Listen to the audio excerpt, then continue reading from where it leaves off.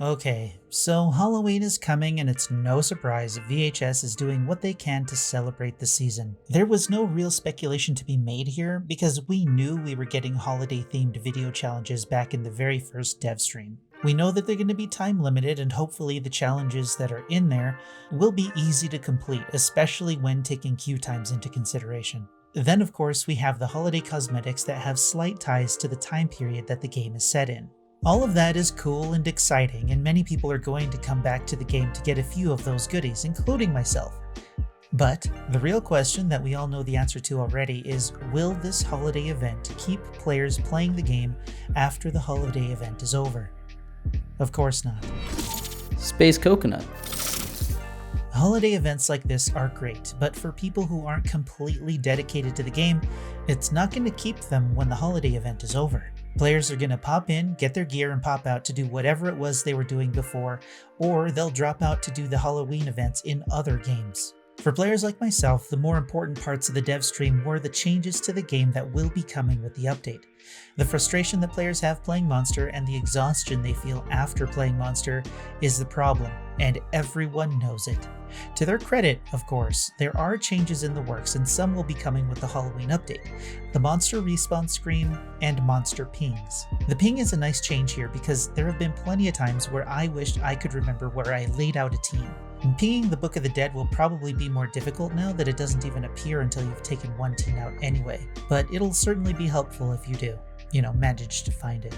The Monster Respawn Scream, however, is definitely a new player-friendly feature. Many new players make the mistake of camping a body if they've just been banished, just to be banished again because they didn't think about the other teens with weapons.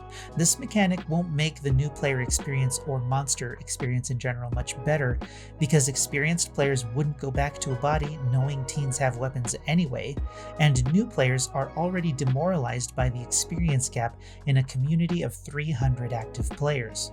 The last game health related item they mentioned was the custom lobbies mode titled Private Screening. It's something they're working on, and when they mentioned it, they gave the exact same reasons every player who wanted it in the first place gave as to why it should have been implemented sooner. Either way, custom lobbies are coming and we'll probably see it before the end of the year.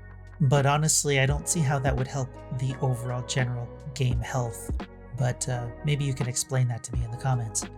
They're making an adjustment to the cosmetic catalog so it won't be released all at once. They'll break it up into parts and release the smaller bits in shorter windows of time. But this accomplishes a few things for the company. It'll bring players who care about cosmetics into the game more often if they're off playing something else, and it'll add to the FOMO for the cosmetics they're selling so they can sell more. I mean, why not, right? I'm not a fan, of course, but I'm sure there are plenty of players willing to ignore the shadier decisions that are being made right now. I could be wrong, but I thought they mentioned that all cosmetics would be purchasable with both Flux and Fanbucks. If that's true, then the sting of FOMO might be lessened because practically everything could be free at that point. Anyway, moving on. Mechanically, these are only parts of the update that really matter for the health and growth of the game. Holiday events are fun and exciting, everyone understands that, and it's something we should expect from a game in the genre. The reality, however, comes down to longevity, and as much as players are going to grind out and enjoy this event, they're going to go back to do what they were doing before it started, because the core game is the same as it was before the holiday event, and only 300 people are playing it. So if you're excited for this Halloween event, go on and enjoy it. There might be a Christmas one coming up too. I know I'm going to try and dip in and see what I can get. But without core changes, without real core changes, without things that actually change the game and how it feels to play the game, this will be the last Halloween event we see, and VHS will be added to a list of games that I really don't want to make longer. I know the main channel has been quiet. I'm doing other things and considering my options for this channel while I do so, because, VHS is doing so well right now. I've started a Magic channel, so if you like Magic the Gathering, you can swing by and see what I've done so far. I want to pay more attention to Ashes of Creation, so I'm considering making videos for that here. And finally, I've started a D&D campaign with a few other people I met from VHS, and we've been streaming that every Saturday at noon. So if you like D&D, you can take a peek at our channel to see what we've done so far, while having a complete blast while we do so. The links to the Magic channel and the D&D channel are in the description, and you can leave your opinion about what games you might want me to cover in the comments below, right? Because I need to do something.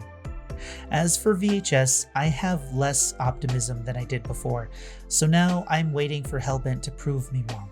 I guess we'll see what happens.